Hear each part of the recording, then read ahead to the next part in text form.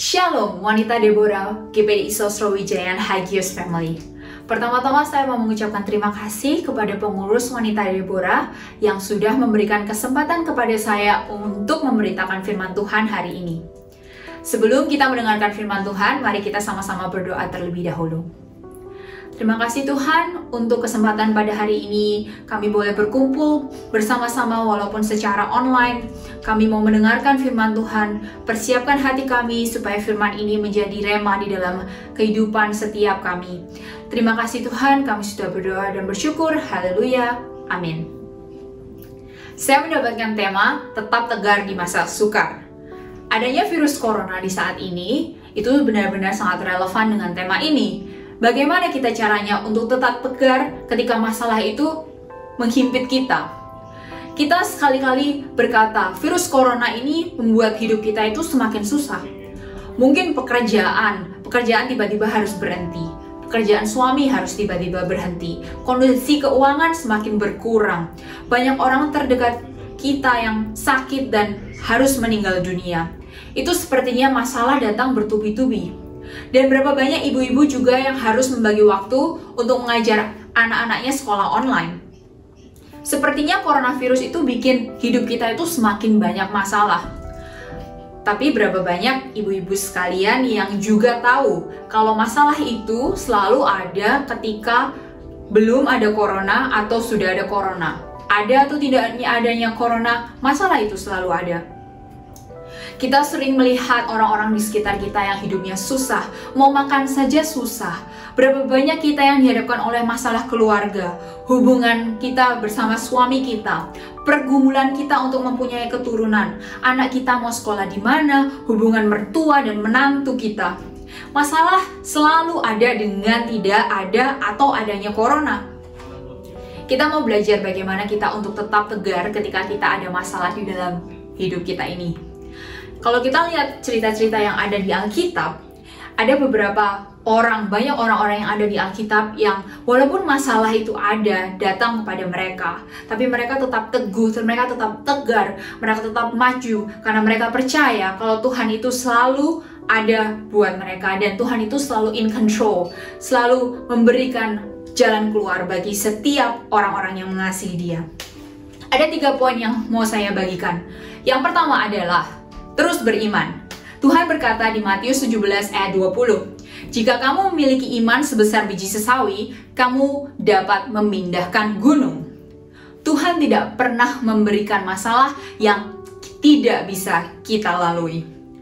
God is bigger than your problem. Tuhan itu lebih besar daripada masalah-masalah kita. Ketika kita dalam masalah susah, kita harus percaya kalau Tuhan itu setia. He is faithful. Beriman itu adalah percaya tanpa ada bukti yang dapat kita lihat. Sekali lagi saya katakan, beriman itu adalah percaya tanpa ada bukti yang kita lihat.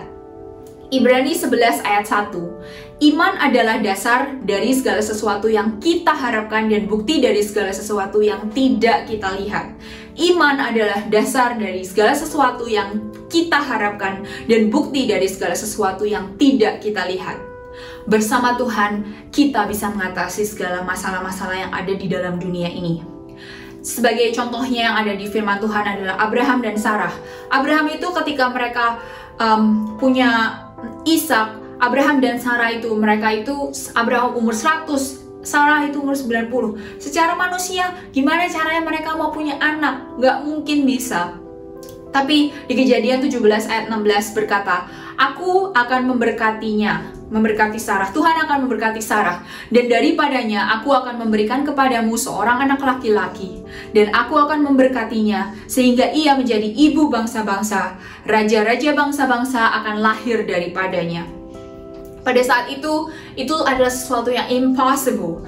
Berapa banyak ibu-ibu sekalian yang mau percaya, mau terus beriman kalau Tuhan itu bakalan tetap setia. Tuhan akan melakukan segala macam caranya kalau kita terus beriman.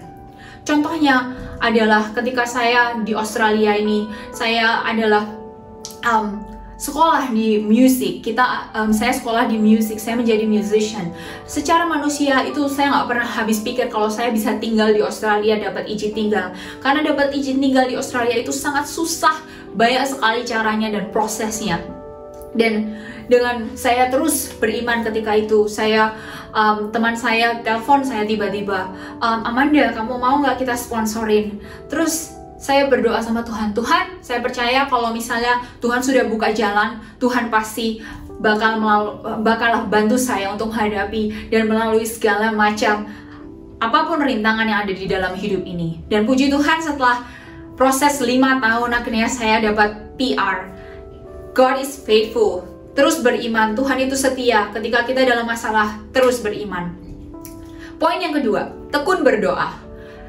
Doa itu adalah cara kita berkomunikasi dengan Tuhan. Sekarang kalau kita mau komunikasi, kita punya WhatsApp, kita punya Instagram, kita punya TikTok, kita punya SMS, text message. Kita bisa text people, kita bisa telepon people, telepon orang-orang dengan WhatsApp, dengan SMS. Dan doa itu adalah gimana caranya kita berkomunikasi dengan Tuhan. Saya tinggal di Australia, jauh dari orang tua saya. Ketika saya mau tahu kabar mereka, saya harus text mereka, saya harus benar-benar kasih waktu saya buat text message, call them, WhatsApp, semuanya itu harus saya lakukan. Itu sama aja kalau kita mau berkomunikasi dengan Tuhan. Tuhan itu pengen banget kita itu dekat sama Dia melalui berdoa. Jadi ketika kita kalau ada masalah, jangan stop, jangan ya udah saya mau merenung di corner di pojokan sana. Udah saya mau meratapi nasib. Jangan seperti itu. Masuk ke dalam kamar, kunci pintu, ayo kita sama-sama berdoa. Ada cerita di Alkitab Hana dan Elkana. Hana itu mandul, dia itu mandul dan dia tidak bisa punya anak. Masalah Hana itu sangat banyak. Dia itu di madu dan dia di madu madunya itu Penina, dia selalu menghina-hina Hana dan menyakiti hatinya. Hana itu bisa sampai menangis dan tidak mau makan. Bisa kebayang nggak kalau misalnya kita itu lagi stres banget, banyak banget acara, banyak banget pikiran, bisa sampai nggak mau makan. Berarti itu sangat susah. Di 1 Samuel 1 ayat 11, Hana bernazar, Tuhan semesta alam, jika sungguh-sungguh engkau memperhatikan sengsara hamba-Mu ini dan mengingat kepadaku dan tidak melupakan hamba-Mu ini, tetapi memberikan kepada hamba-Mu ini seorang anak laki-laki, maka aku akan memberikan dia kepada Tuhan untuk seumur hidupnya. Jangan takut. Ayo kita sama-sama berdoa kepada Tuhan. Yakobus 5 ayat 16. Doa orang yang benar bila dengan yakin didoakan sangat besar kuasanya. Ayo kita sama-sama menangis pada Tuhan dan berdoa. Kita harus mencari Tuhan di dalam doa. Waktu itu berumur 25 tahun. Saya barusan putus dengan pacar saya. Saya hampir kepikiran, Tuhan gimana nih? Saya bisa nggak ya dapat teman hidup? Semua orang udah bilang, Manda kapan menikah? Manda kapan punya pacar? Saya nggak habis pikir, tapi saya tetap tekun dalam berdoa. Tuhan, saya tahu Engkau akan memberikan yang terbaik buat saya. Bukan yang second best, but it's the first one, the best. Jangan pernah kita dengan ya udahlah dengan second best, tapi Tuhan itu pasti mau memberikan yang terbaik buat kehidupan kita. Dan puji Tuhan, saya pergi ke Amerika, singkat cerita, kok ya bisa saya ketemu Andrew, dan saya tahu kita berdua sama-sama tahu kita sama-sama sering melayani, dan kita tahu kalau we're meant to be for each other. Kita itu adalah Tuhan itu menjodohkan kita. Saya harus pergi all the way. Saya harus pergi sampai ke Amerika. Padahal Andrew itu dulu tinggalnya di Australia. Saya harus pergi sampai ke Amerika untuk bertemu dengan jodoh saya. Terus berdoa. Kalau kita punya masalah, terus berdoa. Tekun dalam doa. Karena Tuhan itu pasti akan memberikan jawaban. Yang pertama tadi adalah terus beriman. Yang kedua adalah tekun berdoa. Dan yang ketiga, yang terakhir adalah tetap semangat. Dalam kita hidup ini, masalah akan selalu ada di dalam hidup ini. Pasti. Kehidupan ekonomi yang macet, tidak ada biaya untuk anak mau kuliah, tidak ada pekerjaan lagi karena ada coronavirus. Tetapi Tuhan itu mengajarin kita untuk tidak menyerah dan terus menggunakan waktu yang ada dengan hal-hal yang berguna. Amsal 24 ayat 10. Jika engkau tawar hati pada masa kesesakan, kecillah kekuatanmu. Di terjemahan BIMK, jika engkau putus asa dalam keadaan gawat, maka engkau orang yang lemah. Jika engkau putus asa dalam keadaan gawat, maka engkau orang yang lemah. Ketika kita di masa susah, kita mau untuk terus kuat. Kita tidak mau putus asa. Tuhan itu nggak pernah mengajarkan kita untuk putus asa. Kita bisa tiba-tiba mikir, ya udahlah, malang nasibku. Enggak. Jangan putus asa, karena Tuhan itu selalu memberikan jawaban-jawaban yang terbaik. Dan mari ibu-ibu kita sama-sama memikirkan ide-ide baru yang bisa kita kerjakan. Contohnya ketika kita di dalam masa susah nggak punya pekerjaan, ayo kita misalnya dari yang nggak bisa belajar masak, ayo kita belajar masak. Buka PO, open PO, bikin ayam geprek atau bikin apa, cimol, something.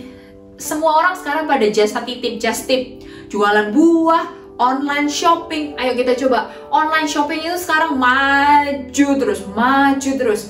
Ayo kita cari ide-ide baru. Apa yang kita bisa lakukan? Tuhan udah kasih kita talenta. Kita nggak mau menyerah.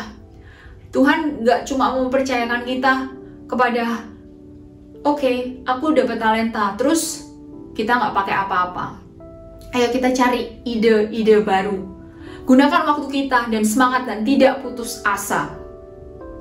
Contohnya ketika waktu pandemik tahun lalu, saya tiba-tiba kepikiran. Waktu itu saya tuh paling suka kalau misalnya dikasih bunga sama Andrew.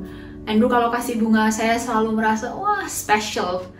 Dan tiba-tiba saya kepikiran, maybe aku mau jadi ini florist. Coba jadi florist, bikin ngerangkai bunga. Kemarin dari tahun lalu saya iseng-iseng buat bikin bunga buat orang-orang, kasih orang-orang sekitar ketika pandemi, karena pekerjaan saya adalah musisi, tapi gara-gara pandemik semua job itu cancel. Saya nggak banyak job dan ngajar juga semuanya online, dan saya mulai kasih bunga ke orang-orang sekitar. Terus saya melihat dapat passion saya. Dan kalau saya itu mau lebih suka dekorasi buat wedding. Dan saya berdoa, Tuhan, saya pengen gunakan talenta saya yang Tuhan kasih kepada saya itu untuk lebih maju lagi melalui florist business ini. Dan puji Tuhan, tahun 2022 saya sudah banyak orang-orang yang book saya buat wedding buat next year, dan saya senang. Semoga saya bisa memakai talenta ini untuk kemuliaan nama Tuhan. Dan ayo ibu-ibu sekalian, kalau misalnya kita lagi susah, ayo kita lakukan.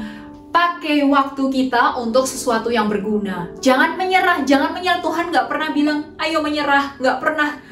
Tuhan itu selalu memberikan sesuatu yang kita pasti bisa lalui. Nomor 1, terus beriman. Ayo kita terus beriman. Jangan mudah menyerah, karena Tuhan itu adalah setia. Tuhan Allah yang setia. Ayo kita terus praktekkan iman kita. Nomor 2, kita harus tekun berdoa. Tugas kita adalah berdoa. Ayo berdoa, desek Tuhan terus. Kalau doa kita belum terjawab, ayo desek Tuhan terus. Tuhan, tolong please give me answer, God. Give me the answer. I need you. Nomor 3, tetap semangat. Ayo jangan putus asa. Tuhan gak bilang menyerah.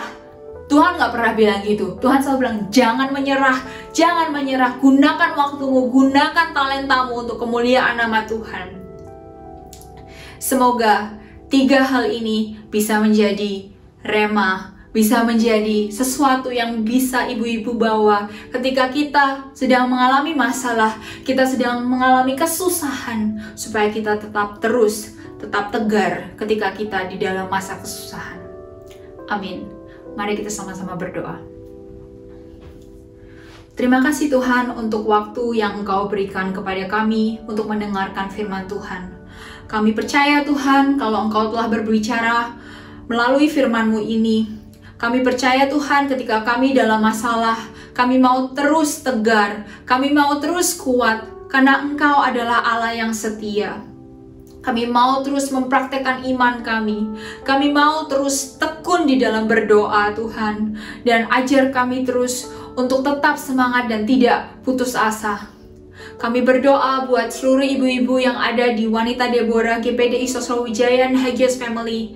Berkati keluarganya, berkati orang tua, berkati anak-anak, cucu, mantu, berkati pekerjaannya, berkati kesehatannya. Engkau selalu lindungi masalah keuangan, segala masalah yang ada di dalam kehidupan mereka masing-masing. Engkau yang ikut campur tangan. Kami percaya Tuhan, karena Engkau Allah yang setia. Engkau tidak pernah memberikan masalah yang tidak bisa kita lalui. Terima kasih Tuhan, terima kasih untuk waktu yang telah Engkau berikan kepada kami.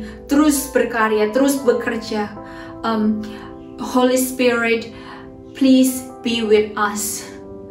Terima kasih Tuhan, kami serahkan doa kami di dalam tangan-Mu. Dalam nama Tuhan Yesus Kristus kami sudah berdoa dan bersyukur. Setiap kita yang percaya berkata, amin. God bless you everyone.